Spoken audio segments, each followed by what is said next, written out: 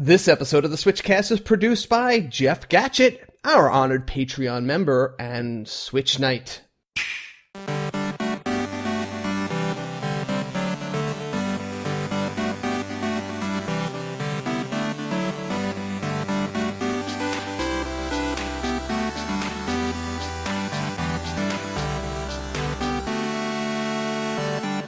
Hi everybody, I'm KC.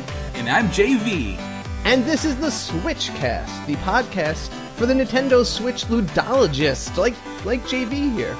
Oh, I absolutely love that word, ludology. If you don't know what ludology is, or ludologism, I guess, it is the study of game design.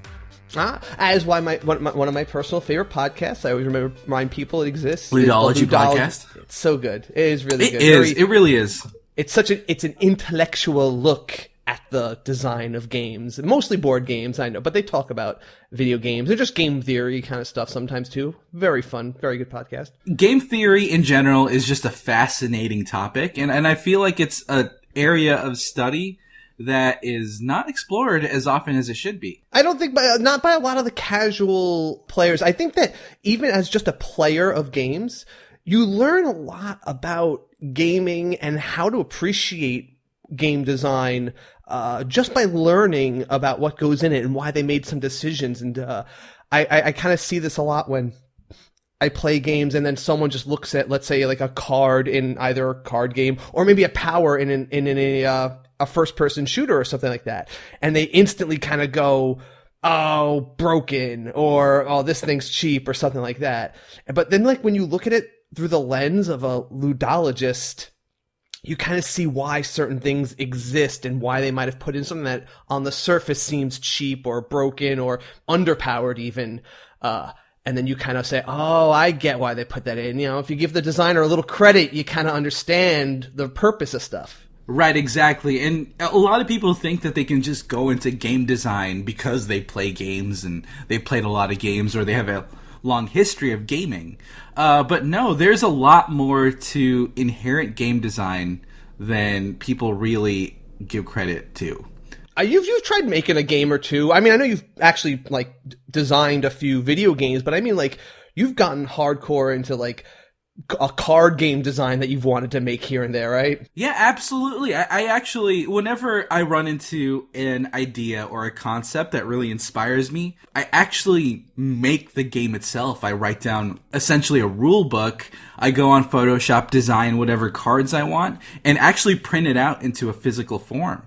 And a lot of the games I even have it in the playtesting phase where I've actually played it with a couple people and got feedback. But, you know, since I'm generally pretty busy, it's one of those things that is difficult to really pursue full time. So I have a lot of concepts, but nothing published quite yet. That was actually a very accurate choice of words you used there. I liked full time. Sometimes it really is a full-time endeavor to make a game that is tight and enjoyable. And I know a lot of people who just have ideas and they think that's it. Like, I had the idea, now I just make the cards, it's going to work. No, like, a real good game that's worth playing is going to take like a year of testing, refining, and then like honing it in. If you're going to make a game that you want to be seriously enjoyed by people, it's like going to be a lot of effort. And that's where I have a problem. It's like, I do have ideas and I do put in some work, but I can never find someone to like work with, and I don't want to just do it by myself. I enjoy working with, like, you know, maybe someone who also could do like the art for it or things like that, or just help me bad ideas off of. And, you know, it's nice to have a partner for that kind of stuff. I'm lucky in the sense that I have someone readily available here, David, for which to bounce ideas off of and playtest without having to round up anyone outside. And I have a couple of friends who just know that I make games pretty often, and that's cool. They're open to testing. With all your ideas, and since we're skipping a system switch this week, is there possibly a game idea that you just want to like throw out there as like something that you would love to, a game idea that you had that you would love to see made or you'd love to actually do someday? I have a lot of games in my back pocket. I have one that's a monster battling game that is more in line with the Pokemon games. Oh, so, you're still I was gonna mention the same kind of idea, but yeah, go on. Yeah, that's one I had a while back. The one that has most gotten traction on my side was actually a Fate Zero based game that's kind of not necessarily a social deduction style game, but more in line with a cosmic encounter where you're allying with people for a specific goal and then utilizing superpowers, but only having allies during specific windows that would be beneficial to you. I have a bunch of games. I have a mech game. I have a party game. I just have a bunch on my stable. That's funny. Dude, I love it when we're so opposite, but some things like this, we're so creepily in the same world. So yeah, the two things I was considering mentioning, but you actually mentioned both of them. A was I had an idea for a Pokemon themed game, but it was more like a league style game where you're supposed to play it over a course of months, and every time you meet up, everyone starts out with a starter Pokemon team, and then as you play and you battle each other in the game, you'd, spend resources on things like, leveling up your Pokemon. Maybe you could use money you earned from events in the night and buy, hold items, and your Pokemon would grow and change and level up over the course of, the league. The other one I had was also a Fate Fate Zero kind of setting thing where I always wanted to have, a iPhone game that was kind of like a fantasy draft, where everyone just kind of drafts their hero that's gonna go fight in, the area. And, in that series, the people who own, what were the masters of the heroes called again? Yes, the masters and the servants. Yes, the masters. They didn't actually do that much. They just kind of were the conduit for them to exist and maybe told them what to do every so often. But they only really could tell them or force them to do 3 things per campaign that would last, let's say, a week. They'd have to fight each other and, last man standing wins. But I would do it like that. I would have it where the iPhone game would let you pick your guy, and then you would just kind of get notifications, and maybe you could do some small things once or twice a day, but you could only actually give your hero 3 orders throughout the entire game, and you'd have to really choose the right times to give that very limited number of direct orders of, no, this is an important moment in the game. I've been watching all the updates. I've been talking with the other commanders in the game, and something's going down at this location. I'm going to order the character to go there and fight. And it would just be a game that you're not totally, it's not like a twitchy game. It's just a management style game, I guess you could say, of these heroes fighting. Yeah, that's pretty cool. I like that. With my game, it's more of a cosmic encounter style game where each person represents the servant and master pair, and then each servant has a specific set of abilities that you can use when encountering your opponents, and you can choose to ally with specific people during specific encounters when it's beneficial to you, and ultimately the goal is to be the person to get the Holy Grail in the very end. And very cool. Yes. So we're talking a lot about this kind of game because it kind of was a theme in the Nintendo Direct that was aired last week, just after we posted our last podcast, but we put off on talking about that. But that's really the focus of this week's podcast. We are going to talk in depth about everything that was in the Direct. And if anyone knows this show, they know that we are really turned on by tabletop board game stuff, and that was very strongly represented in this week's Nintendo Direct. So anyway, we have so much to talk about, and there's a lot of discussion about what's happened this week and everything that was revealed, some very nice surprises. But we're going to get to your opinions on the Switch Direct in the Community Pulse, but it's one of those days that we have no time to spare. Let's just get right into the news rundown and just dive into this here. Absolutely, let's do it.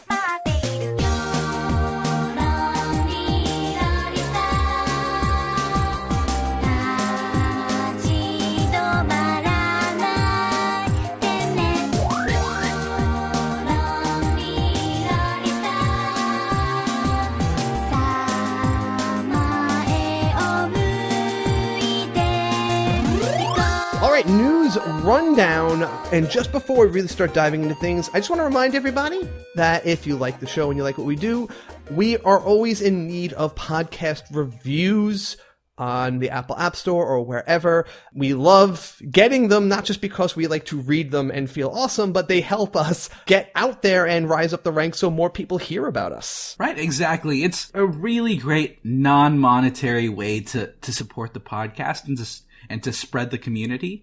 So if you can submit a review, even a written one where we can get a little bit of feedback about what you guys like about the show, it's definitely an incredibly helpful way to show your support. Excellent point, JV. Definitely, because we do read them all. It is a great platform to tell us what you like and what you maybe would like to see us do more of or less of. We need the feedback. We're just guessing here. JV and I spend a lot of time talking to each other, figuring out how to make the show better. And that's really only possible if you guys are there to tell us exactly what you want. Definitely. All right, so Nintendo Direct. What are we going to start with, JV? We just want to go through everything chronologically that they showed us. Absolutely. So let's definitely start with new Luigi's Mansion for the Nintendo Switch. So they officially revealed that Luigi's Mansion 3 is going to come out, and that was actually quite a surprise. It was a very well done surprise, too. I mean, just kicking things off with, you see Luigi, you're already thinking it's going in that direction, and he's a good icebreaker because he's so like comedic and lighthearted. So it was fun just seeing him in the beginning of the Nintendo Switch section, at least. Yeah, and I think it was actually really good timing since this Luigi's Mansion announcement wasn't leaked anywhere. It wasn't previously announced. It wasn't on Twitter. So it set the stage for this specific Direct and let us know that they're actually going to be announcing new things, not just stuff that was announced within the previous week on Twitter or Facebook or the news outlets. These are going to be new announcements for this Nintendo Direct, and I love that about it. So they didn't even have like the official name for it yet. They just kind of, had the Luigi's Mansion 3. It said it's in development, working title. Yeah. I'm going to say though, just based on, because we had the new revision of the Luigi Mansion games for the 3DS, I imagine it's going to have some of the similar features of multiplayer and people being able to join in the same levels in the same game at once. Absolutely. I would be incredibly surprised if they didn't have full-fledged multiplayer for the campaign mode in Luigi's Mansion Switch. Yeah. I would be very surprised. But other than that, they just said there's going to be more details for another time. So that's all we got to go is just all the CGI that we saw and that it exists. Still very hype. So moving on, we had another one of those like music video kind of intros for Splatoon 2, and the music is such a strong aspect of that game. It really does like feed its style, and once you hear that weird squid language, you kind of know what's coming. But the version 4 update was announced, and I think the trailer just kind of was there to show us without really going into detail about the stuff, they just showed us the new styles, the new weapons, maybe even hinted at a new mode if you looked closely at it. Oh yeah, the new mode is kind of strange. I feel like it has some sort of Japanese inspired styling now. Did you notice that? If I'm looking at the same thing, or if I'm reading off the same thing as you are, it looked like that crazy spirit bomb, like Goku style, like giant ink ball in the sky that one person was summoning. And I just kind of got the feeling that was like based around the new mode of like, I don't know, some sort of build up, or, like each side trying to build up some like really big attack to drop on the other, or I don't know. It's definitely weird. I don't think they showed that many details about it. It looks like they have a Squid Research Lab website that gives more specific details, but within the context of the Direct alone, it just showed a lot of new weapons, a lot of new aesthetic items. Yeah, I think they had like some more of the the hairstyles and other things like that are options in there. So yeah. Speaking of things that you want to play, Mega Man 11, they just kind of went over that. Not that there's something new. It just showcased again all the really crazy weapons that you can get. Just how dynamic the graphics look. And we did get a Mega Man 11 demo over the past week or two. And it's something that it can either really turn classic Mega Man players off, or really appeal to a new generation. So definitely check that out. It is pretty crazy. Like, I did see some of those weapons in the video, like the Easter egg bombs that were flying all over the screen. It was very colorful, but very intense. Usually his attacks are not so overwhelming on the screen. They're usually very straightforward things. Yeah, over time, they definitely went more and more outlandish with Mega Man's abilities and Mega Man's attacks, and this is just ramping it up even further. Especially with the fidelity of HD graphics nowadays, I cannot wait to see OG Mega Man platforming style with the modern graphics that we get today. And Mega Man 11 was actually at PAX West. I did not get to play it, unfortunately, because the lines were so long. It took forever. But we did get a confirmed release date, October 2nd. So it's coming up sooner than later. Yep. People were downloading the demo because the demo came out last Thursday while we were having Switch Fest. And people were downloading it from like the public Wi-Fi just because they could not wait to start trying that game out. So I really wished it had co-op multiplayer. That's one of the things that I loved about 20XX that I missed in Mega Man, the Mega Man proper. Yeah, that's true. Yeah. No, it is something that I could see that would make sense for them to add. Who knows? It could be a surprise feature that they're hiding for. Yeah, who knows? There was actually a Japanese or Asia exclusive co-op Mega Man game where you could actually play with cooperative partners against bosses in a boss rush mode, and I loved that arcade game. It was a ton of fun. So hopefully, it might be in Mega Man 11. Who knows? Okay. Next up, we got some update information for Mario Tennis Aces.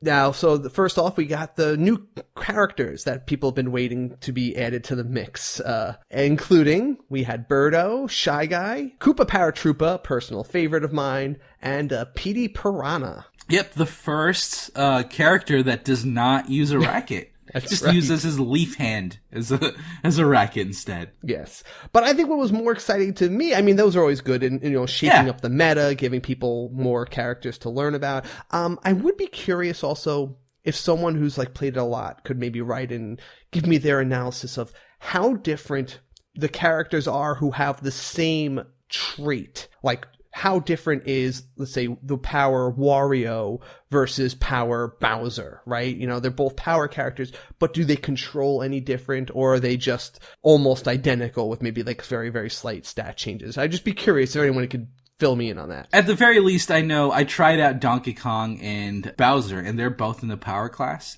Donkey Kong is a little bit more mediocre than Bowser just because he's slow and doesn't really hit as hard as Bowser does. But so the payoff for being as slow as he is isn't quite as big as with Bowser. And Bowser definitely allows for more tricky directional shots. So I gotcha. Other than that, I just know that there's the floaters and the non-floaters. That's the only other feature I know that kind of differentiates some of them. What I was personally most interested to see was the co-op challenge modes. I always love co-op, and I love a way to play a game like this without having to be competitive and go head to head with someone. It's fun to be able to cooperate in a tennis game or in any Mario Party game like this. And they incentivized its play with a limited time mission, so you could all have a motivation to be like, hey, let's get together, let's do this within this time frame, because they offered different outfits and color palettes for the characters that you can unlock through these co-op challenges, which is really good. It adds a degree of urgency to these missions that I feel like is actually kind of necessary nowadays. Because if it's in a mission that's readily available all the time, you're not necessarily incentivized to hop in as soon as possible. So, and it's only affecting aesthetic, so it doesn't change the balance of the game in any way. Yeah, if you want that blue Shy Guy shirt, you gotta go and call up JV and say, hey, let's do the co-op online now. Yeah. I don't know if co-op is online or if it's only local though. I don't know. Yeah, I don't remember if they confirmed that on the direct, but this update will be released yesterday, so on September 19th, so hop to it, everyone. Okay, so they showed us the new retro bundle of games. Yep, so Capcom Beat 'em Up Bundle has a lot of games that really get to me nostalgia-wise. I loved playing Final Fight, and I loved playing Captain Commando, both of which are included in this Capcom Beat 'em Up Bundle game. They also included King of Dragons, Knights of the Round, Battle Circuit, Warriors of Fate, Armored Warriors. Beat 'em ups are a genre that is just so fun to play co-op, and it looks like they confirmed that the Capcom Beat 'em Up Bundle allows for 4-player multiplayer and also allows for online multiplayer, which is great. Yeah, especially because I feel like a lot of the games that at least, I tend to get very hyped about are these 4-player, longer co-op adventure games. Like Nine Parchments, yes, was one of those ones that I got very hyped about because, I just want to take on a game with friends. Now, this offers so many different ones. I mean, a brawler's a brawler. They're all going to be in similar gameplay, but each one of these has their own flavor. The last two, actually, Armored Warriors and Battle Circuit, have never been on a console before. Those have only been arcade games. And I feel like the genre is best on consoles because when they make them arcade games, they're kind of like trying to just eat your quarters so they can, get away with making things a little more unfair at times. So that always frustrated me, but I love the genre. So when I play it on a console and it's not like just trying to rip me off of my money to like beat it, I think I get the most fun out of that. And 4 players, well, depending on which one. I think some of them only go up to 3, but 4 players at max, online, going through these games. This is a collection I think you're going to get lots of value out of, and that you're just you'll play it forever. It costs $20, and you have 7 games that you can play online, 4 players. It's a pretty good deal, I have to say. Actually, this is around the time in the presentation that they did actually go into the Nintendo Online service a little bit, but I decided to put that near the end because I just want to go through all the games. But a lot of them do reference the online capabilities of the service that went live actually last night. Yep, it definitely did, and it's now part of our lives, Casey. It is it's now something that we have to deal with. Yeah.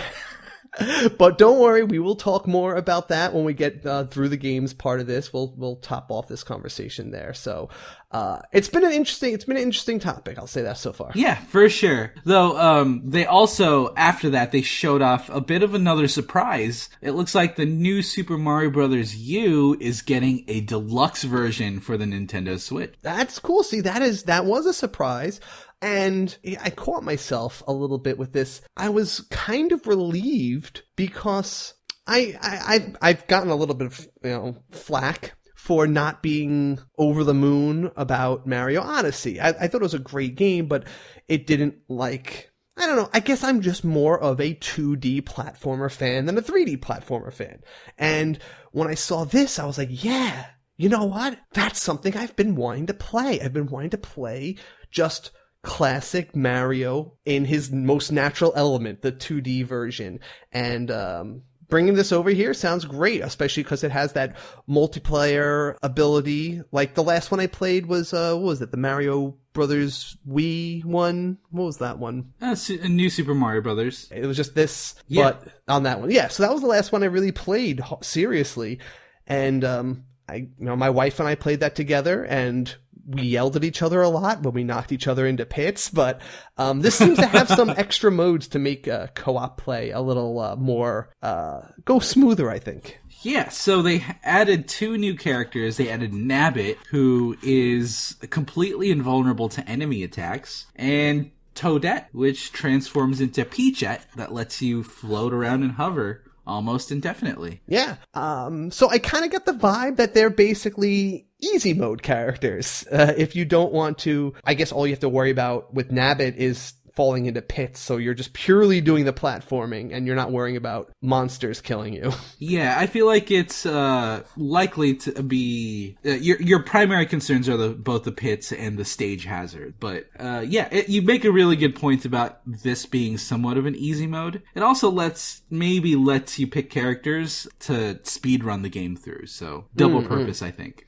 Yeah. They're also including Super Luigi U, which was an add-on they released on the Wii U later. And just like previously, you can play 4-player co-op. And this is coming out pretty soon, January 11th. Yeah. And it's been long enough since I played the original version of this that I don't remember the stages, and they'll all feel like Pretty new, right? A new challenge to me. Yeah, it's been a long time, and I think I just want more 2D Mario. That's just more my genre. Remember how crazy I went for the Donkey Kong Tropical Freeze. Yeah, Tropical Freeze. Like I was in love with that game, and I think it's a genre that I just want more. It's just a genre I want more games, quality games from. And you can't beat Mario in that world. So I don't blame you. Absolutely. Another genre though that I haven't seen. Katamari, Damacy, Yes. If anyone ever, here's the thing. I forget that a lot of people don't know about this game series in general. I know, right? I reference it and I hum the tune every once in a while. And back then, people would be able to understand the Katamari reference pretty quickly. But nowadays, it seems like Katamari is one of those retro games that people might have forgotten about. Yeah, so Katamari Damacy Reroll was announced for the Switch, and this is a remake of the original Katamari Damacy, which was a PlayStation 2 game. I remember when this game first came out, it came out new for $20, and my mind was blown at how much fun we had with it. It was so affordable. It was such a unique idea, and it was just this glorious, month of this game and trying to get all the they had the special goals you had to reach to try to get shooting stars and all that stuff. Yeah, but, it was one of those incredibly quirky, incredibly Japanese games that made it to America and got popular. Now, this style of game where it's intentionally quirky and weird was almost unheard of back then, and it's a lot more prevalent nowadays, but this is the grandfather of that style. Yeah, so just to remind people, if they aren't familiar with how it works, Katamari Damacy, you are this little dude called the Prince who rolls a ball around. You'll start at different scales, but generally you'll start out at something really small, like you're like the size of a Tonka truck, and you're rolling it around in some kid's bedroom or something. And as you roll over objects, it sticks to the ball, and the ball gets bigger, and you literally snowball and make it bigger and bigger until eventually you're absorbing the whole house that you were in before, and now you're sticking dinosaurs on it, and you have a time limit that you have to make the ball as big as possible, and you have to make it big enough to satisfy the king of all cosmos, your dad, who needs these balls to replace stars that he accidentally busted on a bender. Yeah, the game is super funny, super quirky, and yes. It's always interesting to see the little items that you pick up and attach to your Katamari ball, and just to see how they interact with both the environment and you picking them up. Yeah, and there's lots of really good jokes in there. I remember on one stage you might be rolling around on a lake, and you start picking up ducks and stuff, and then the king will just stick his head in and say duck, and they'll say duck, and then eventually you'll roll over a goose and he just yells goose, and they all fly around.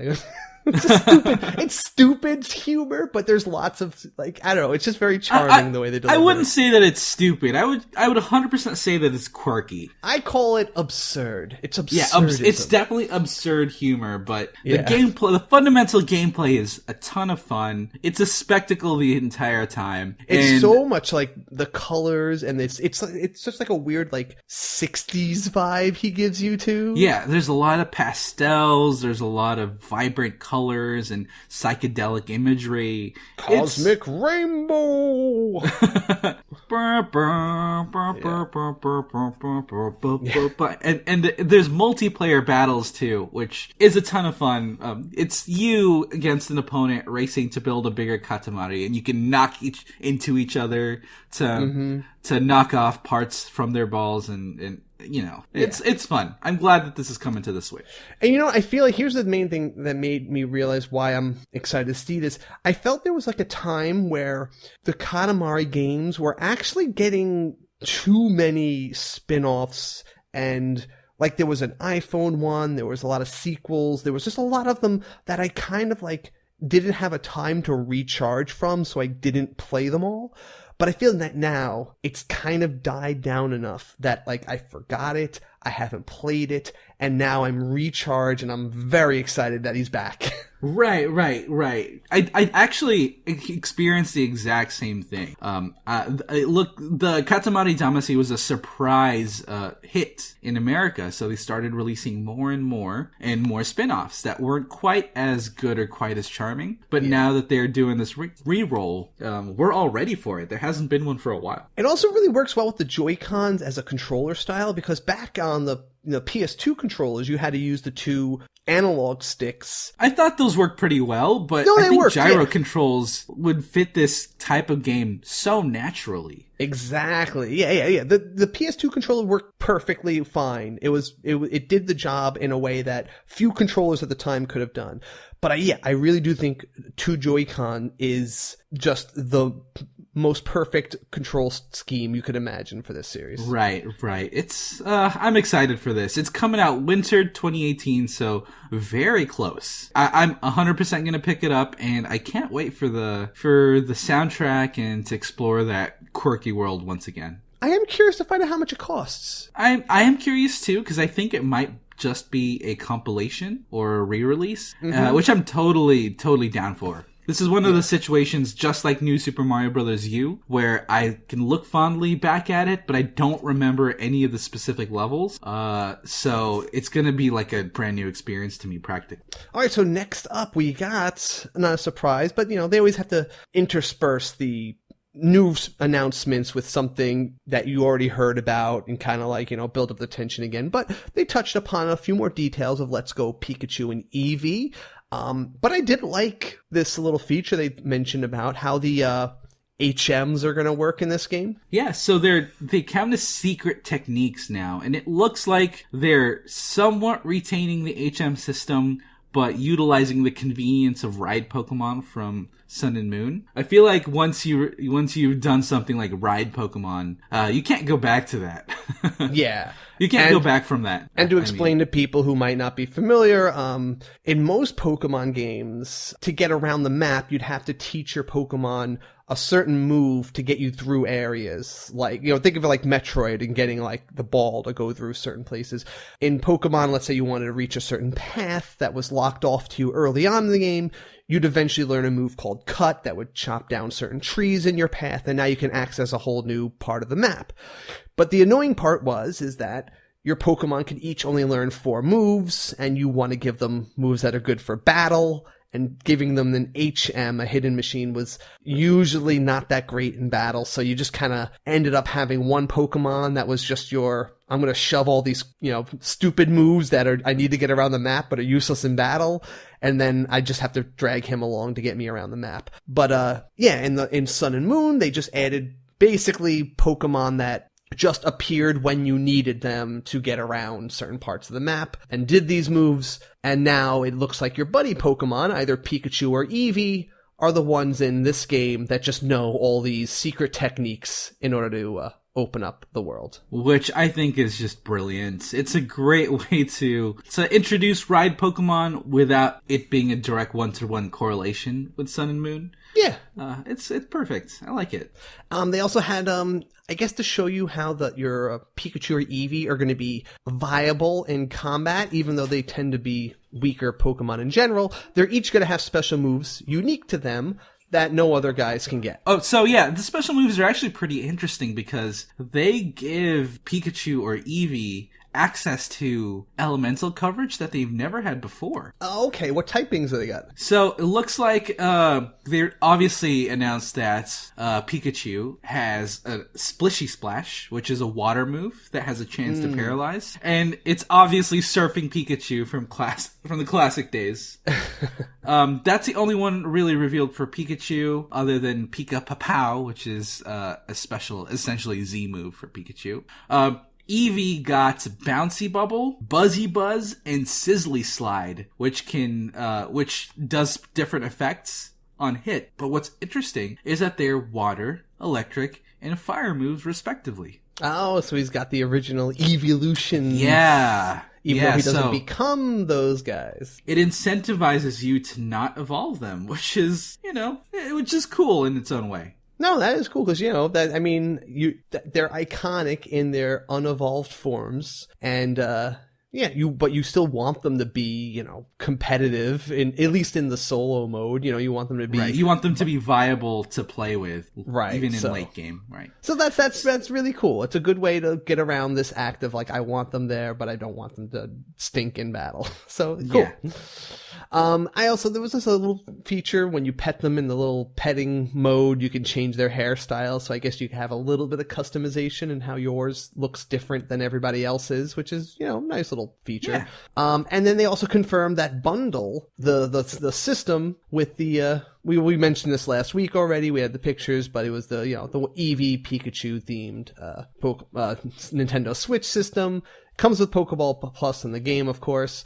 And all this will be released on November 16th. Oh, absolutely. It's coming up. Mm-hmm. Now, the next game is coming up even sooner. We're getting Diablo 3 Eternal Collection, and they confirmed that this will include all classes, including the newly released Necromancer, and it also includes online or local multiplayer. I guess local multiplayer wouldn't really be a reasonable option in the other versions of it, right? Because it was always on a console, maybe two people I guess would be on the same one, but that's about it. In the console, actually, I feel like local multiplayer was wonderful.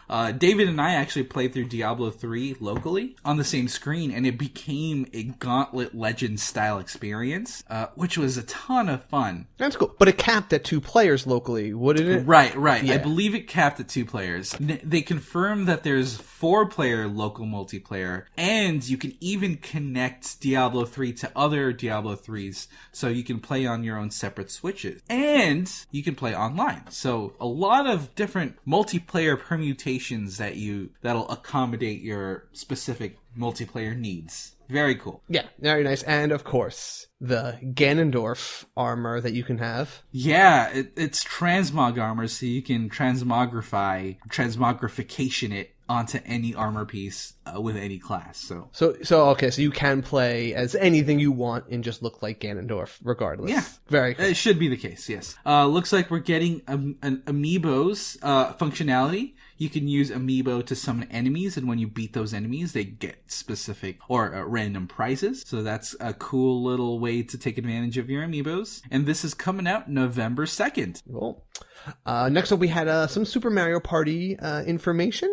They showed off a few of the extra little game modes. I thought the most interesting one they mentioned, though, was the first 4-player co-op game, which was River Survival. And they showed all 4 players on the same team trying to paddle their raft around obstacles. I guess there's a lot of teamwork, and you're going to have to communicate a lot for that. And then they were trying to catch fish, it looked like, to survive. And it just looked like something pretty fun. I'm just curious if that's going to even be involved in competitive manner, or is it who contributed the most? Or is it just a matter of hey, here's a fun thing you could all do together, and it's about whether you succeed as a team or not, and not whether one player wins. If you think about it, I feel like a fully co-op Super Mario Party mode seems like a no-brainer. I feel like this is something that should have been in Mario Party for a while now. Do you think there might be other games, and this is just the first they're showing us, and there might be a whole mode? I think so too. I feel like there might be a fully co-op mode, and I would be 100% down for that. That seems pretty interesting. That would be not a bad option, and I'd dig it. I'd play a purely co-op mode that was just hey, can you guys get through this gauntlet of challenges as a team? Just working together, communicating, and no players like the bad guy, no more punching each other, trying to be first place. Right, exactly. Yeah, okay. We'll see. Yeah, but I hope you're right, JV. I hope that they do. Then they announced there's 80 mini games overall, and you played that online marathon mode you mentioned already at PAX, right? I did. That was the 5 5 minigame online mode. And we played it locally, but it's a score chase mode, which is a good way to do it. Oh, right. I'm sorry. I mispronounced it. Online Mariothon, not marathon. Mariothon. Got it. Works out. The Mario puns. Still got it. October 5th, it's coming out. The next game. Now, this was interesting because this is the first game I've heard. Well, I think there's maybe one or two other games I've seen Game Freak do other than this. But, I mean, I haven't seen a big console title from Game Freak in a very sporadically do I see them. And if anyone's not familiar, they're the ones behind Pokemon, so there's always a lot of pressure on them to actually be good. Yeah, I think the last non-Pokemon game I played from them, from Game Freak, was Harmonite on the 3DS. Right. Yeah, but this is a totally different style, and it looks like it's kind of a town defender RPG? Yeah, so it's called, working title is Town, and you play some character, in a town that I guess gets sporadically attacked by monsters, and you have to use the power of ideas to create things. And I think there's a battle mode. It looked like there's actual RPG battles, but it sounded like all takes place within the town. I'm going to assume maybe a little bit around it. You might have to go out of the town to get some stuff, but it sounds like it's very focused on this one city and you building it up and defending it from the monsters that are coming to you, which is a nice twist. Instead of I remember someone mentioning recently in one of my other podcasts, but so many games, especially RPGs, where you're always playing an itinerant hero, you're just this vagabond who's always just wandering. It makes sense. You're on an adventure, you're going out. But, I think there's a lot to be said about a game that lets you really get to know one place intimately and care about it. And if it focuses on this one town, I think I might be able to appreciate that and get deeper into it that way. Yeah, absolutely. This might not be the style that I necessarily enjoy most, but it's I definitely want to see how this plays out, just because we don't get non-Pokemon games from Game Freak very often, and usually when we do, they're at least solidly built. Well, you know what I was comparing it to first when I saw it? And the art style's even vaguely in this genre. It was the Dragon Quest Builders. Yeah, that's what I thought too. And I really clicked with that game because I was building the town up. It was totally a custom creation, and there was a lot to dig around, and all the characters that came to it I got to know pretty well. And this seems like more of a focus on not necessarily letting you customize the town, but the characters and actually developing the people in the town too. So it might have a little more of that attachment too. Anyway, the art looked pretty cool. Had a very Wind Waker-ish kind of art style, I want to say. Yeah, a mix of Wind Waker and Dragon Quest. So it's a very appealing art style that's not entirely just a clone of Pokemon. So something new, and it looks like it's releasing in 2019. So it's still a ways away. Yeah, still some time. All right, so the next game is actually was quite popular for some time, especially when it was released. We're getting Cities Skylines. Have you played this series before? I have not, but I've definitely heard a lot of positive things about it. So this is a SimCity style game that released a while back when there was a lot of controversy with EA and SimCity. Back then, the SimCity game that came out required that you be online in order to play it, and had a lot of limiting factors that prevented people from playing the way they wanted. Oh, one of those things. Okay. So Cities Skylines kind of became the franchise go-to for city simulation management. So now that that's coming to the Switch, it's going to really appeal to the fans of that genre. Interesting. I haven't played one of these kind of games in a long time. Maybe not since I played PC games, like SimCity 2000 was the last city sim game I played, and maybe I probably rebought the SNES SimCity 5 times across 5 consoles, so anything that can recapture that might be a welcome addition. Yeah, it's a genre that's worth jumping back to, especially if you just really like those management games. And Cities Skyline is a very, very good entry into that genre.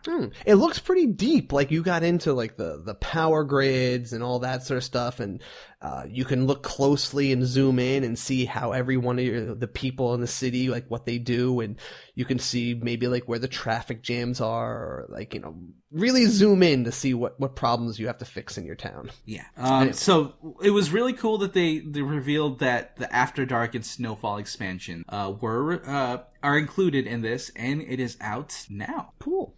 Now the next one is something that this is one of those games that you were very hyped about, and oh, absolutely, and still am. Casey. And now that we saw this, no, I'm on board, because they showed some things in the trailer and the updated information for this. Because the first time we saw this was just purely CGI, like cinematics, not gameplay. Now that I've seen the gameplay, yeah, I'm on board with you, JV. Oh yeah, absolutely. So, Daemon X Machina, they released a lot more information about it, and they confirmed what I said about the character designs being made from the team the art team for Fire Emblem. Oh, okay, all right.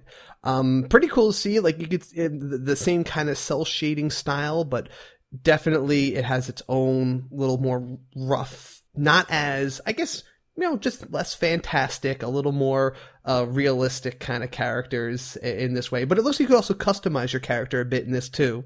It gives me a bit of a Monster Hunter feel after watching this game, where there's a little bit of character customization. You're going to pick some power-ups for your guy, and you're not only just going to be teaming up in the solo mode, but you're going to be like teaming up as like co-op to take down giant robots. Right, that was what excited me the most. The robots are called Arsenals, and there is confirmed 4-player online co-op battles for the boss fights. Now, I also kind of want to see a for fun versus mode where you can take your robot and fight against others. But if they wanted to focus on 4-player co-op experiences or missions, I am totally down with that too. It was pretty interesting. It does look like it could have room for that. What with the emphasis on all the different weapons that you can unlock for your arsenal. So it sounds like you can grab weapons on the fly on a mission and just instantly equip stuff that you take off of enemies. But if you bring anything back after a mission, it's now just permanently unlocked in your garage or whatever, and you can just kind of mix and match the stuff you want between sorties. Yeah. So this looks like it's coming out 2019, and I already confirmed with the Discord folks that this is Game of the Year for sure. There were just two other little features that I thought was interesting. They mentioned the range versus melee combat, so that it sounds like you're going to probably try to focus on one or the other, or change weapons when needed to one mode or the other. Yeah. I could also see a little bit of a Monster Hunter similarity in that, again, where, you know, maybe you have certain characters who specify one style. Specialize in range, or others that specialize in melee.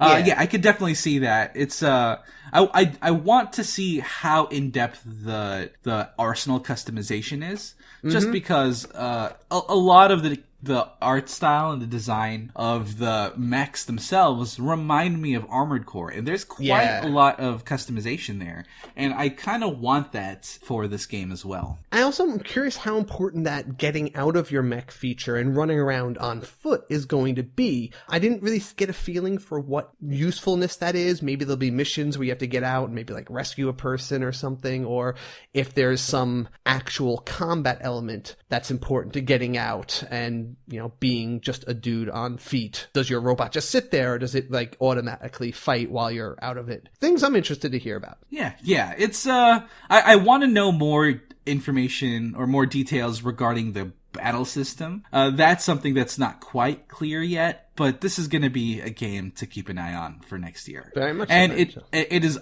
guaranteed Game of the Year. Like, let's be honest here. JV's top 5, if not top 1. Its top 5 would be Daemon X Machina, and, you know, DXM all the way through. Yoshi's Crafted World, we've seen some of this before, but we haven't heard much from it in a while. But, you know, just reminding us it exists. Nothing particularly new. I think I don't remember if I've seen the 2-player co-op mode before, where, you know, 2 people can go through the stage together, and one can even ride the other Yoshi around and help him get around. They reminded us about the way you could play the game backwards and forwards, so you could flip the world around, and the same stage is completely different if you're playing it backwards and you see the world from the opposite perspective. Yeah, which is pretty cool. Yeah, the aesthetic reminds me of Little Big Planet, but with Yoshi. And this is coming out spring 2019, so... All right, so one of the things that probably really raised our eyebrows and came as a pretty interesting surprise was the Asmodee lineup of titles that they announced, and Asmodee being one of the largest conglomerates of board game licenses. They're like the company that buys up smaller board game companies that are promising and publishes a lot of my favorite games. A lot of the best board games that we play come from these guys. Absolutely.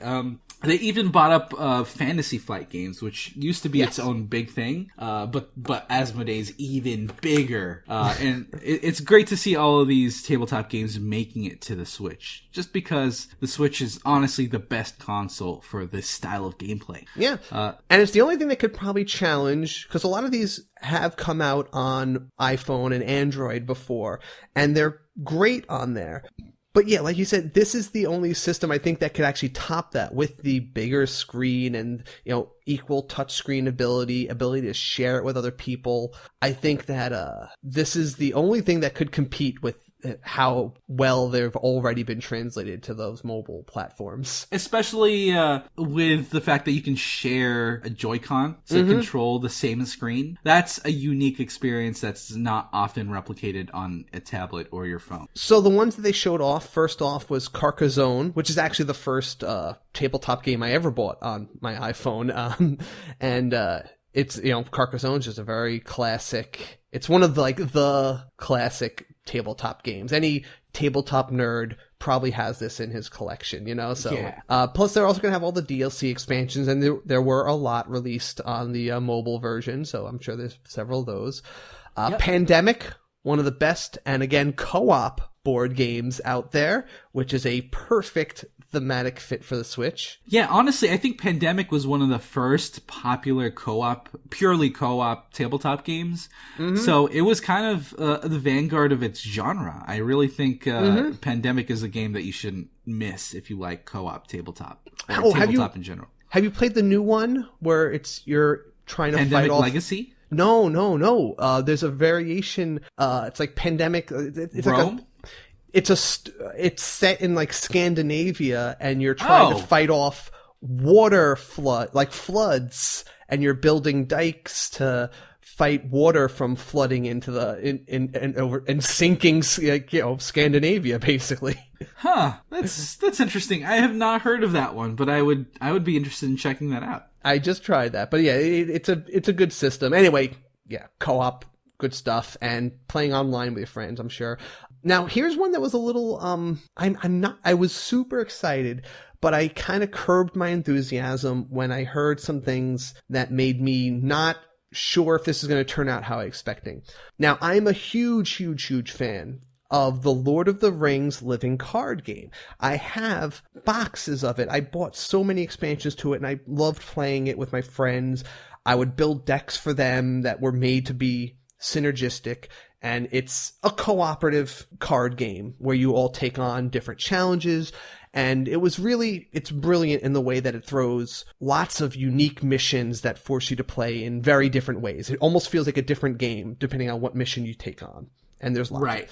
Now, I'm not clear whether this digital game is a one-for-one translation of the physical game. When I looked this up on Steam, a lot of the reviews were saying that it's not very similar, that it's just the same art assets as the LCG.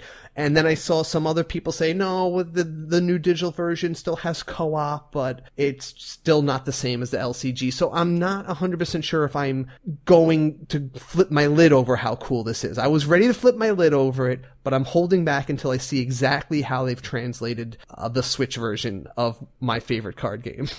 Yeah, this is definitely a very tricky situation, since a lot of the reviews that were on Steam seem to have the expectation that it's already a full-fledged game, and it looks like the Lord of the Rings LCG itself is purely in early access, which means it's not even close to the full-fledged game. And in fact, there are a lot of potentially sweeping changes that could happen. And I looked through a lot of the negative reviews, and a lot of people were complaining about the lack of co-op and that they were expecting it, but it's not in the game right now. Right. Now, they did say in the direct, they did specify that you play alone or alongside a second player. And they said alongside, not versus. So that does lead me to believe that they do intend to have co-op play in this. Right. Yeah. It's absolutely guaranteed that they are. It's actually on their website. Part of what to expect in the full version. It specifically says cooperative play, more in-depth campaigns, more in-depth quests. What they have right now looks like it's just a skeleton of the game, just so that they can get feedback and that type of stuff. So it's naturally early access. They did have a demo of it at PAX East, and I wasn't able to actually play it firsthand. I was watching other people play it. I actually got to play it. Oh, you did get to play it at PAX East. Okay. Yeah, I actually got to play the demo, and I thought the way they weaved in the situations and the quests were actually quite interesting. Whenever a scenario popped up, you had your characters and you had different ways that you can face this encounter, and based on the type of moves that you make, it actually progressed the story of the campaign in different direction. Yeah, I believe the first one, the demo had some sort of spider's lair encounter, and that was the basic demo that I experienced. And some of my characters, I got stuck in some ways because I didn't take care of a certain threats or something like that. So that sounds like the very first mission you get in the card game. And that's encouraging actually to hear, because the very first, to give listeners an idea of the kind of missions you go on, right? And the first mission in the card game was you're just trying to get through the Mirkwood, and the first two parts of it are pretty simple. You just have to slay some spiders, survive, and explore the forest till you find the way out. But then right before, basically the final part of the mission is you have to pick one of two paths, and they're both they're both hidden choices. You don't know which one you're going to be picking, but you basically pick one path at random. And you either take the path that is just the straight way out, and if you pick the way out path, you just have to kind of run as fast as you can and find your way out before the giant spider boss finds you, because if it finds you, you have to fight it and then escape. The other path is directly to the boss's lair. And if you go directly to the boss's lair, it just shows up and you have to kill it. And if you kill it, you win. But that's like, so it's basically whether you want to just run for the exit. If you get lucky, you go run for the exit and hope the boss doesn't show up. Or you just go directly to the boss's lair and it does show up and you fight it, but you don't have to worry about like running for the exit. So that sounds very similar, or almost one-to-one, what I experienced. And because I remember it was going through Mirkwood. I had to fight spiders. There was a boss spider threat that I had to either hurry from or encounter. So that sounds pretty similar to what I experienced. And there doesn't seem to be that many quests outside of this first one. So I feel like people might have had heightened expectations, but with this specific quest, it seemed like it's pretty straightforward in comparison. Okay. Ungoliant Spawn, that is the name of the boss from that mission. I just remembered it. Gotcha.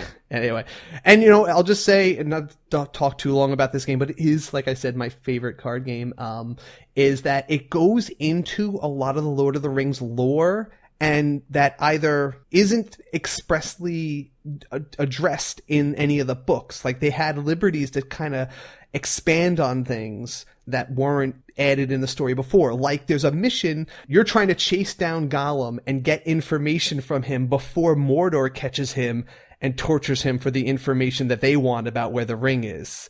And it's like that phase while Gandalf is researching the ring, it's you going to like chase down Gollum, and like that's that part of the story. It's just like cool. Like, they fill in a lot of lore. Yeah.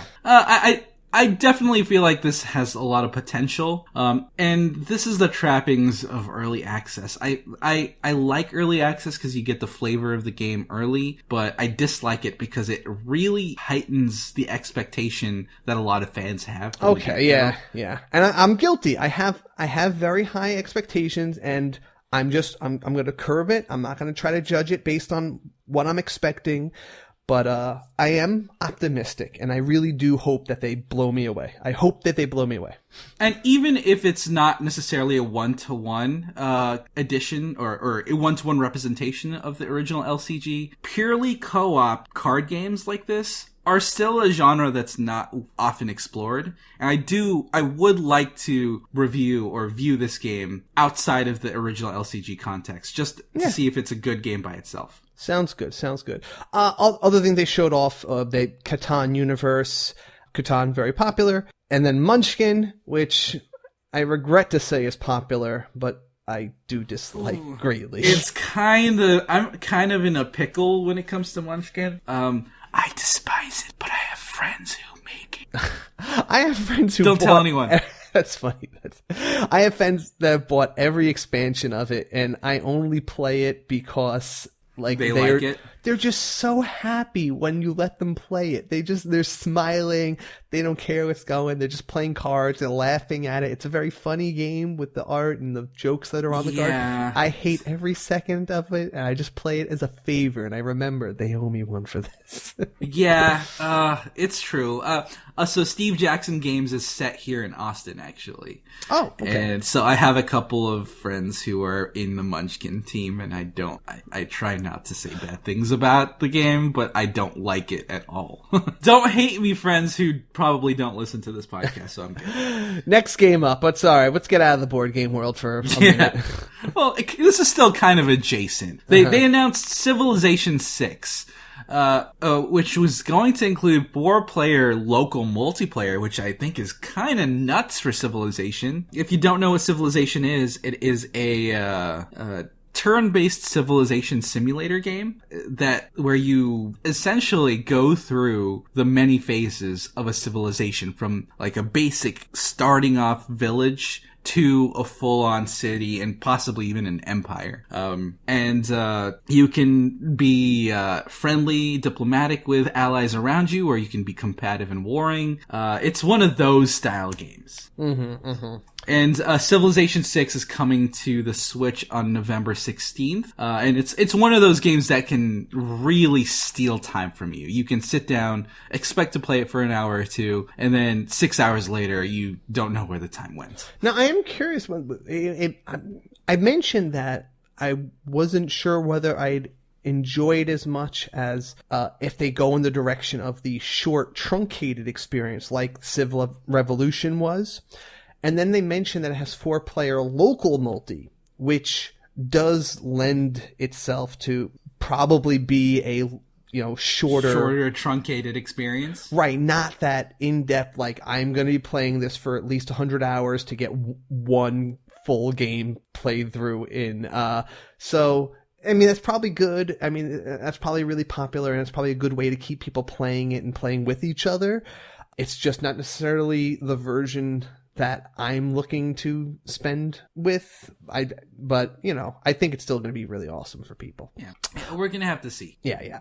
Starlink Battle for Atlas, that was shown. So that is the space shoot 'em up with all the Star Fox characters jumping in, and they really made an impression. Like before I just thought that they were like, oh, here's some characters that you'll unlock and you might see their pictures and you might see their ships, but I didn't know that they were like so integrated into like with these full animations that they actually are like characters in the game. It has full animations. It has full voice acting for all the characters. I watched the Treehouse presentation for this, and they really went all in on the Star Fox representation. They even had lore-based justification for having Fox and the whole Star Fox crew in the game, which was really impressive to me. That's cool. See, that makes it another level higher, and I did like seeing that you can mix and match the parts of your ship, and they did say you're going to customize your R-Wing, and they threw in that Star Wolf is going to be there, so you're going to have an appropriate villain to deal with as well.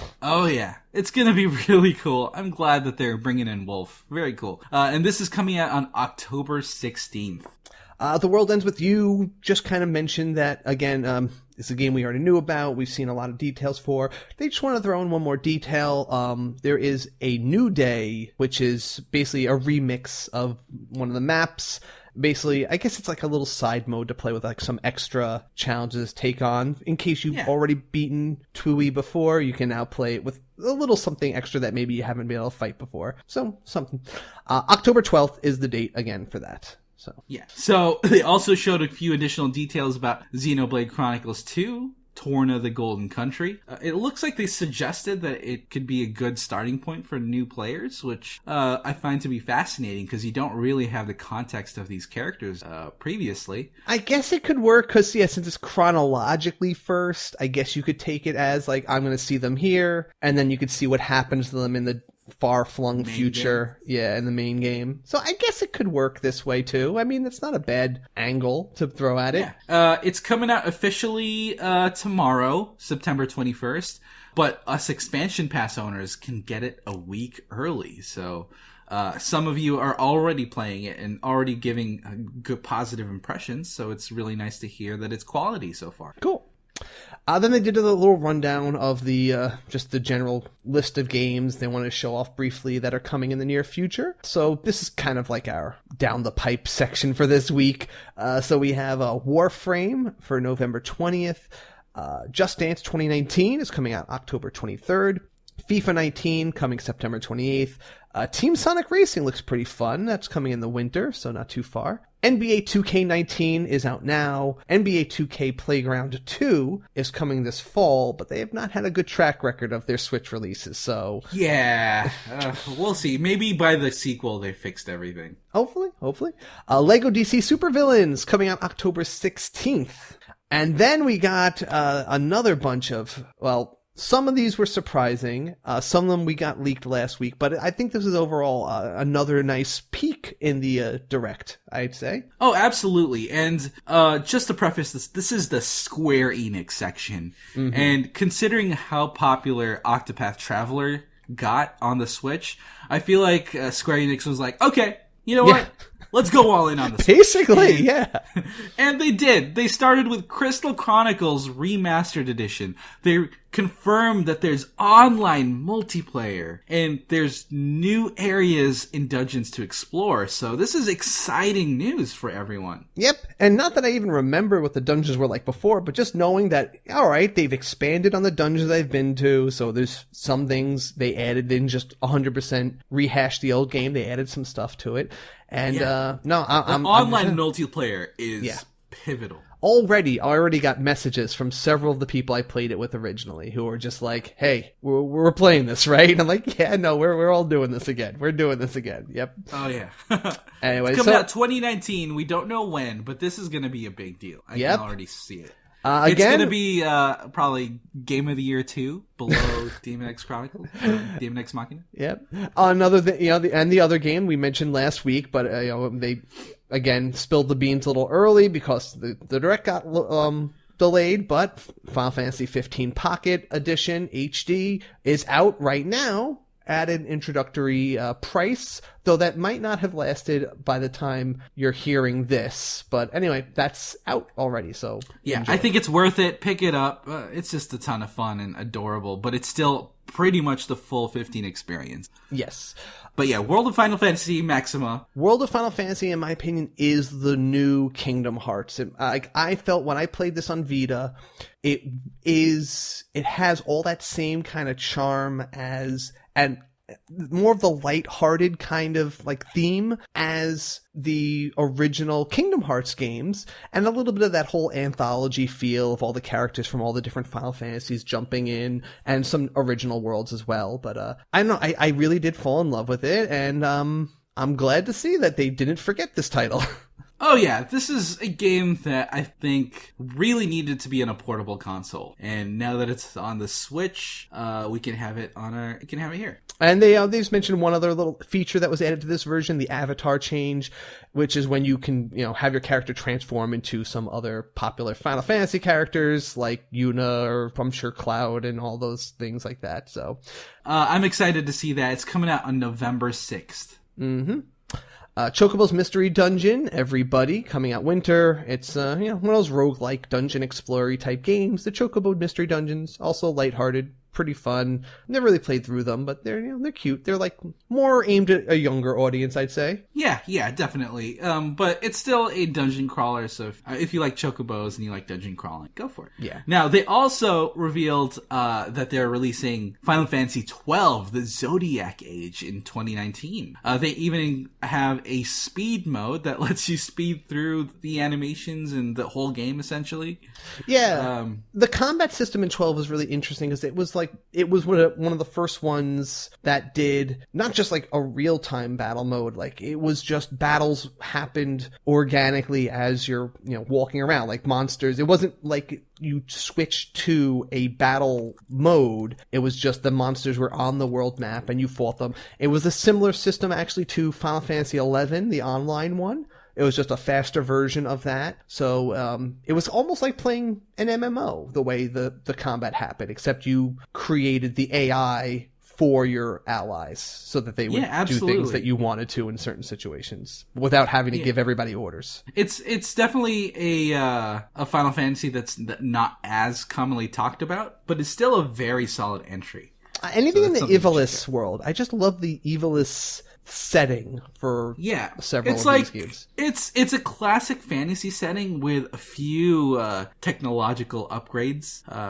It's just fantastical and classic. Now, speaking of classics... Speaking of classic games... Oh, I see what you're doing. It looks like they're releasing Final Fantasy 7, 9, 10, and 10-2 remastered on the Switch. These ones are so serious and so emotional that the narrator had to talk in a serious voice as if giving the eulogy at their funeral or something.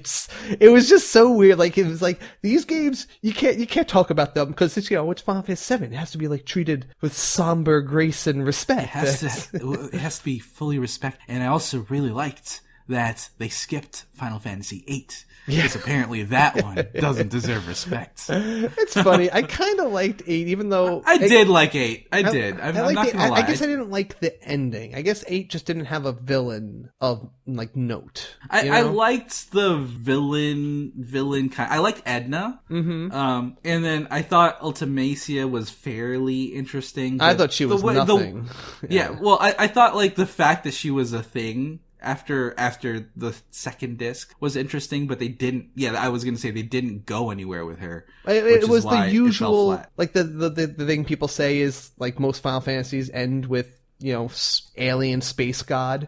And like that's what this was. It was just like, oh, we're on the final disc. Oh, by the way, there's alien space god we have to kill. Yeah, that's why Edea was a fascinating hero or villain because there was a lot of layers to her character. Yeah. But then they, switched just for the sake of switching. I didn't like that. You know what they should do? What? Release or actually make the original concept of the second game. You know how that was supposed to be 2 games originally? Yep. And there was going to be one game that you were playing as Laguna, who was, another character in the game. But there was going to be a separate game that was his story, and then it was going to be like a similar kind of like tale that would meet up with the other story from Final Fantasy VIII. Anyway, that would be cool. I just really liked the Balam Garden situation. I thought that setting was pretty cool, and I love that Balam Garden itself became a transport. Yeah, no, Balam Garden's great because you know what? Balam Garden is Hogwarts of Final Fantasy. Exactly. Yes, that's what I was thinking too. Yeah.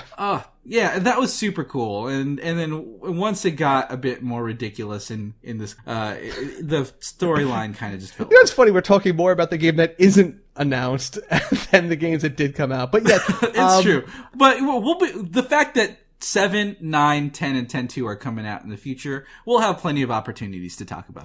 I'll just say 10 was my surprise favorite of the series up until that point, honestly, of the new generation. I mean, 1 through 6 are a whole other like series of games in my opinion. Yeah. 7 and up are, the next generation, and 10 was really surprisingly like, wow, that like it was it's my favorite of the new generation of offline Final Fantasies, and I might actually get around to playing X2 this time now, because I never did play that one. How about 10-2? You never played 10-2? Never played it. I watched a friend of mine play it, and I translated Albed for him while he played it. What can I do for you? What can I do for you? What can I do for you? You never got to see Yuna as a pop idol? Yeah. Oh, I saw. No, I would watch him. I watched my old roommate play through it. That'll be fun. Dress Spheres. That'll be fun. Yahudrantio. Okay, it's coming out 2019 if we haven't Yahudrantio. All right, so the real finale game, of course, was Super Smash Brothers, and a few other little things were shown off. They wanted to end off with the Super Smash Brothers bundle, the new Switch system bundle that it will be available. Yeah, it looks really, really classy. That's a good way to put it. I just like how the Smash Bros. Bundle comes with a dock that shows artwork of the original Super Smash character. And I also it looked like it had maybe it was just the lighting on it, but it looked like it had a different texturing, like it was a little like rougher or granulated than the regular Switch dock. Or maybe I just don't look at my Switch dock, but it looked like it had a different texture to it. That was pretty cool. Yeah. And the special Joy-Cons with the Smash logo crossing across it there was pretty neat. Yeah, absolutely. It was the fact that they have special Joy-Con is kind of interesting. Honestly, the lines aren't super exciting because it's just white lines on Joy-Con. But, it's still cool that it's specific to Smash Bros. And of course, they had to announce one more new character. Which? All right. So here's the thing. When I was live tweeting this entire presentation, I did say several times, I even tweeted halfway through, was like, when are we announcing Animal Crossing? Because obviously I was very positive they were going to announce Animal Crossing. So I'm on record of saying, like, when are they doing it? And they psyched me out because the first thing they showed near the end of this, at the end of the presentation, was Isabelle, right? And we see her talking. I'm like, oh, they're going to announce Animal Crossing. Oh no, she's the new Smash character. And they showed her actually brawling with the rest of them. Yeah, which was cool in its own way. But I know, especially on the Discord chat, a lot of people were heartbroken because there was a huge build of a hype once they saw Isabelle talking. Yeah. But once she got the Smash invite envelope, people were like, no, it's another Smash announcement. And not that they were disappointed that she's in the game, it's just that we were hoping for the new Animal Crossing announcement, so we were just like, oh, they trolled us. And then the real troll was revealed when after we saw Isabelle's in the game, then we see Tom Nook, and then Tom Nook teases Animal Crossing, or Welcome to Animal... Is that possibly the name? It looked like it said Welcome... I think it's I think that's the name. Welcome to Animal Crossing, and they announced, showed it with the 2019 date listed underneath it. So, way to psych us out, guys, and way to, make me almost want to delete my tweets saying they're definitely going to announce Animal Crossing.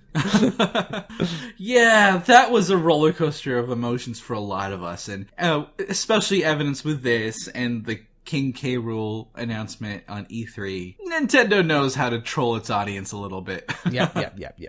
So, very cool, very cool.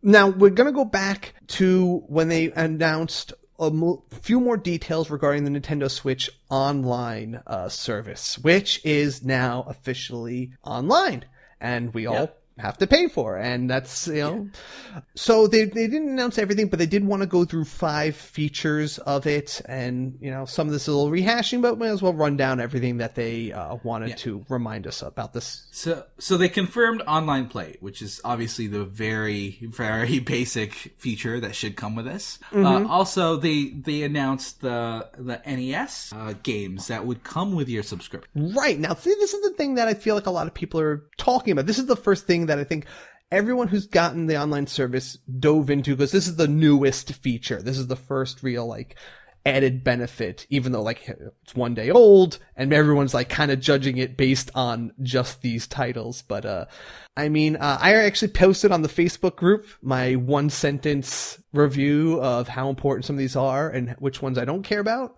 But I mean, River City Ransom, incredible, and it's a game I bought again on several virtual consoles in the past, so I'm glad that it's here for effectively free.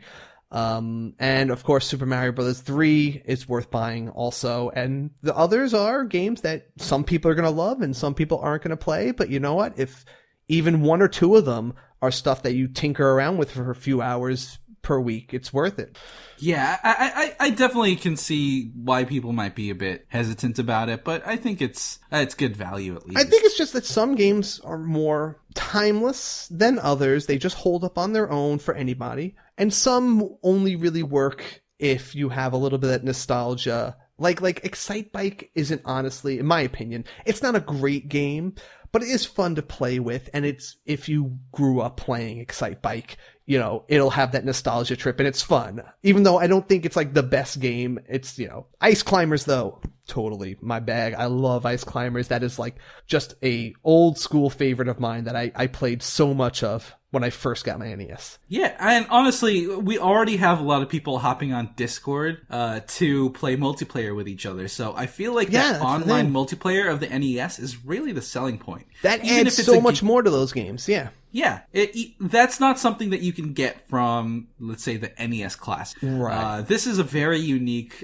experience to the Nintendo Switch Online service. You know what? Like a game like Balloon Fight is not really that fun playing alone, but if you can go online and get someone to play it with you at any time, that game is baller. Yeah. And even if it's not an extended multiplayer experience, hopping on to play a quick NES game with someone, it's just fun anyway. Just a good way to burn maybe a lunch break or something. We do have, also, I'll tell everyone, we have a Discord channel in our chat for the NES games. So you can go to our Discord chat, go into the NES channel, and it's a great way to find out what games other people are playing. Because if you have the online service, these are, whatever, was it, like 20 games, 30 games? I mean, these are games that now everybody else has. So it is an online game that you 100% know you can play with anyone else who has online. So that's actually a really good point. Yeah. We all are going to be playing these. We all are looking to play with each other. So do it. Next feature was the Save Data Cloud, as we mentioned last week. I did hear some people mention, though, whether or not if your subscription lapses, do they delete your save files or not? No. There was definitely a bit of a concern with that, but it's not going to be the case. Okay. At the very least, they did say that it would be deleted over time, but if your subscription is canceled, it doesn't immediately delete your cloud saves. Cool. It'll delete after a certain period of time, so you do have a buffer before to re-up your subscription. Gotcha. Makes sense. Great. I didn't think they would do that. I didn't see it. Wouldn't make sense for them to just be like, oh, it's lapsed. All right, delete it all. No. And even and as someone who works in cloud infrastructure with this type of software, it's not feasible to be an immediate deletion. Yeah. And then they mentioned the smartphone app again. They mentioned, you know, they focused on the voice chat option, which I would be interested to see if anyone uses, though right now I'm obviously going to still favor the Discord app, but they also kind of mentioned backseat chatting, like letting other people in the room who aren't playing join, I guess, if you put it on speakerphone. Yeah, it just seems like that's something that you can do with any voice chat service, regardless. Yeah, I guess so. So nothing too special about this, really. Right. And then they just said there was like some more special offers will be available. They didn't go into specifics, but I'm sure there'll be sales that are only for people who are members of the online service. Yeah. So the pricing is $4 per month, $8 for 3 months, and $20 for 12 months. And if you want, there's the family plan. If you want, for up to 7 other accounts at $35 for the year instead of $20. Yeah. There's really very little room to complain, I think, unless the service is just not reliable. The pricing is just so hard to complain about. And then they threw in case anyone really wants to fully immerse themselves in the NES Classic experience, the NES controllers that attach to your Switch like Joy-Cons. Yeah, definitely. $60 for the pair of controllers, and it looks kind of silly and kind of bulky, but it's still a fun way to have NES style controllers on the Switch. Yeah, I guess I wouldn't use it, like, I wouldn't use them as my default controller for anything, right? I would just use the Switch as a way to charge them, and then I would throw them, like, in my backpack when I go somewhere that I might play it, you know, and then just put my regular Joy-Cons on the Switch. So, yeah, it's not bad. For $30 a controller, ain't a bad deal, I guess, you know? It's not. All right, so that was the whole presentation there. I think we touched upon everything. I think it's time for us to go to the Community Pulse and ask you guys what you thought of this week's presentation.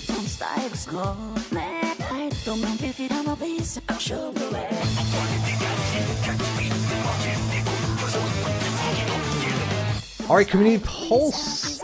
What did you think of the Nintendo Switch Direct? Was there something missing? Was everything super ingratiating? Tell us, and let's start with Jeffrey M. Batson, because I like his comment. He said, "Animal Crossing.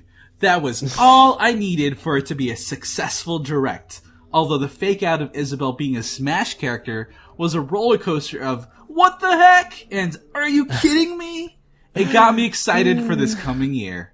Yes. Very cool, yeah. Even use the term roller coaster, which is exactly how a lot of us felt in the Discord chat. It was a great way to keep us glued to it all the way to the last second of the presentation and make every announcement impactful. Yeah, Nintendo does not mind giving their fans a bit of disappointment before giving them the goods. Jeff Kappenberg wrote, because no one else will bring it up, Katamari. Please don't forget about it just because it's launching on the same day as Smash. You don't want to make the king of all cosmos angry. It's a good point that it's coming out on that day. Wow, that is pretty, it's a good day for it though, because, it's a game not for those, it's a game more casual people play, and it's not a game that I think that has necessarily a lot of overlap with people who are looking for hardcore competition. And actually, it might be a really good release day because a lot of new Switch owners will be picking up a Switch for Smash. And they're probably going to want other games other than Smash. And if they see that Katamari is releasing on the same day, this might be the other game they'll get. There's not especially if it comes out at a cheap price. Absolutely. So it might be a blessing, it might be a curse, we'll see. But just rest assured, Jeffrey, we brought it up. We will not ignore this game. So Nick Butler said, "I'm extremely happy. So many games I want to get. 2019 is going to be insane. And even the rest of this year is going to be awesome with Smash, World of Final Fantasy, Katamari, and especially Civ. I'm going to put so many hundreds of hours into that game." I'm glad that Civilization is coming out on the Nintendo Switch, because if I were to be glued for hundreds of hours, I'd honestly rather it be on a portable console rather than on maybe like a PC or a tethered console. Mm-hmm. The fact that we can take Civ on the go is going to be dangerous, actually. Can be. Well, again, if it's a shorter experience, it might be right in there, but like a perfect fit for it. So I think they might be custom tailing it for that. And it's very possible that it's only a shorter experience for the multiplayer game, but on the single player, it might be the full experience. Who knows? But it's fun. Okay. And Napping Rat messaged me on Discord. While one can always wish things might be a little different, such as save data backup for Splatoon, I'm more than satisfied with the Direct. It felt exciting, fast-paced, and made me happy to have spent a half hour watching what used to be called a TV commercial.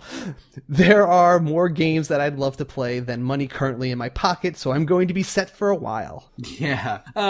It's definitely tricky because we are getting to the point where there's too many good games on the Switch. Mm-hmm. If you don't ignore the plethora of great indie games, the Switch is so abundant of good games right now, and it's hard to keep up with all of them. Yeah, definitely. I overall, like I said, my final word on this is I thought it was a great Direct. It had all the things I want. I want some new surprises, and they had them, even though some of them got spoiled a little bit because they got delayed, so a lot of them leaked last week.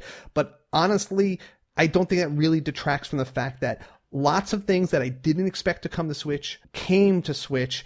Things that I'm really ridiculously excited for. Crystal Chronicles. I'm keeping my hopes up about the Lord of the Rings LCG, and Animal Crossing. I mean, I really could not have asked for more, and I think that it's fair to say this is a perfect Nintendo Direct, in my opinion. Like, literally, I give it an A+.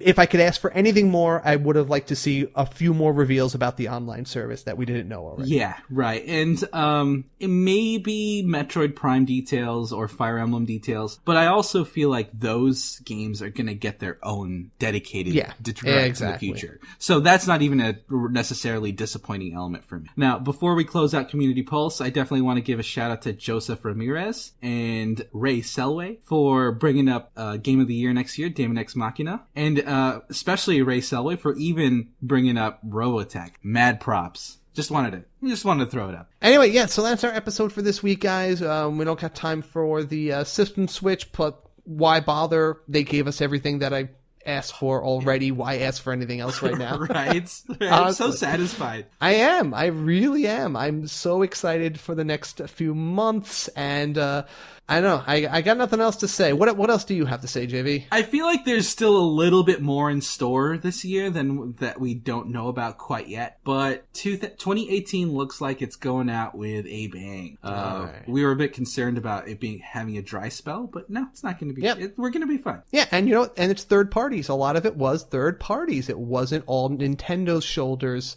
holding the burden of the big reveals. Yeah, like you're super excited. Daemon X Machina. I'm super excited about. We're both excited about a lot of Square titles. Yeah, even just this year, we're getting Let's Go Pikachu and Eevee November 16th. We're getting Warframe November 20th. Civ 6 November 16th. Starlink October 16th. We're not going to be missing out on games this year. That was a big concern out there, and I think it should be tempered by this direct. All right, well, that's stuff for next year. But until next week, everybody, switch it up. Thanks for listening. You can support the SwitchCast by visiting us at patreon.com/theswitchcast and join the review crew by rating us and subscribing on Apple Podcasts or wherever you get your podcasts from. Also, check out our Discord chat where we have an enthusiastic bunch of Switch fans in a family-friendly environment.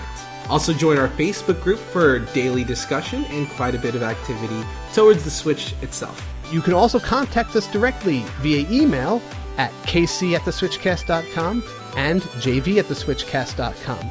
Talk to us on Twitter @theswitchcast. Thank you, HeatleyBros, for the theme music. And check us out on our website at theswitchcast.com, where we will post all relevant links and show notes. Promotional considerations provided by publishers in the form of review copies of games. Was it the seventh, what is that one? 7 Scrolls? 9 Parchments? 9 Parchments, that's the one. 7 Scrolls. Something. Odd number, piece of paper. Pick a number, pick a paper. Na na na na na na na na na Katamari Damacy do na na na na na na. What can I do for you? What can I do for you? Da da da da. What can I do for you? What can I